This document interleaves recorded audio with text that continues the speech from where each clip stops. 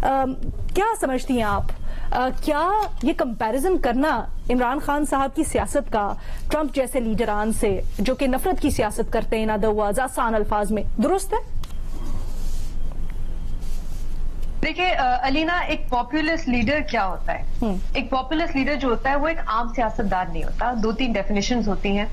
ایک تو جو معاشرے کو تقسیم کرے کہ جو میرے ساتھ ہیں وہ اچھے ہیں اور جو میرے خلاف ہیں، جو ووٹرز جنہوں نے مجھے ووٹ بھی نہیں ڈالا، وہ صرف برے نہیں ہیں، وہ ملک میں غدار ہیں.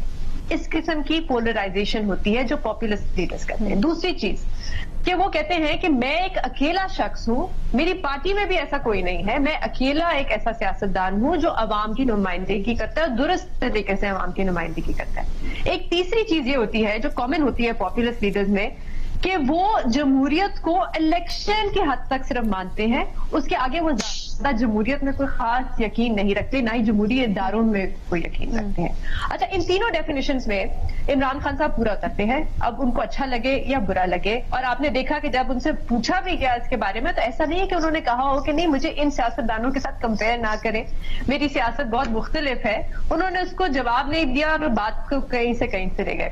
لیکن دیکھیں ایک بات بہت جو ایک واضح فرق ہے، کیونکہ پوری دنیا میں ہم دیکھ رہے ہیں ایک پاپولسٹ لہر آئی ہوئی ہے، لیکن ایک جو فرق ہے وہ یہ ہے کہ ہمارے جیسے ملک میں جمہوری نظام جو ہے وہ کمزور ہے، تو ہمارے جیسے ملک میں جب ایک پاپولسٹ لیڈر آتا ہے تو وہ زیادہ خطرناک ہوتا ہے.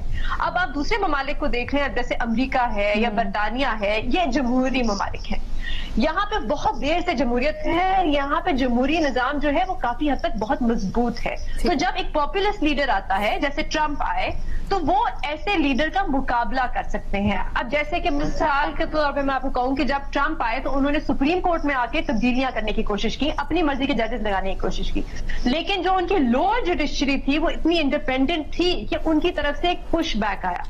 ان کی میڈیا جو تھی، ایک سیکشن آف دا میڈیا امریکہ میں، وہ اتنی مضبوط، اتنا انڈیپینڈنٹ تھا کہ وہ ٹرمپ کے خلاف اٹھ کے کھڑا ہوا.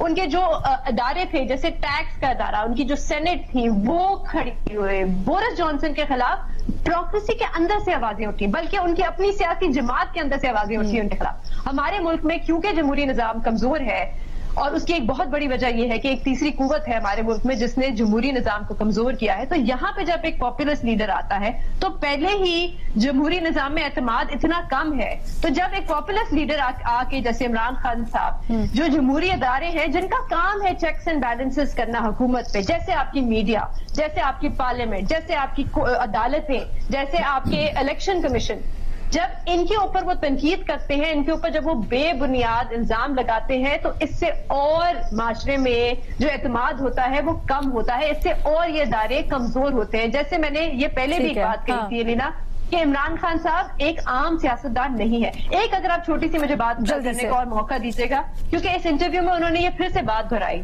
انہوں نے کہا کہ دیکھیں میرے پاس پچھلی بار ایک بڑی کمزور حکومت تھی، 2/3 میجورٹی نہیں تھی، تو بہت سی چیزیں تھیں جو میں کرنا چاہتا تھا میں نہیں کر سکا.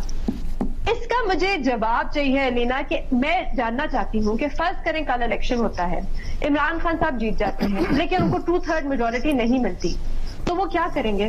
حکومت نہیں بنائیں گے، پھر سے الیکشن کرائیں گے؟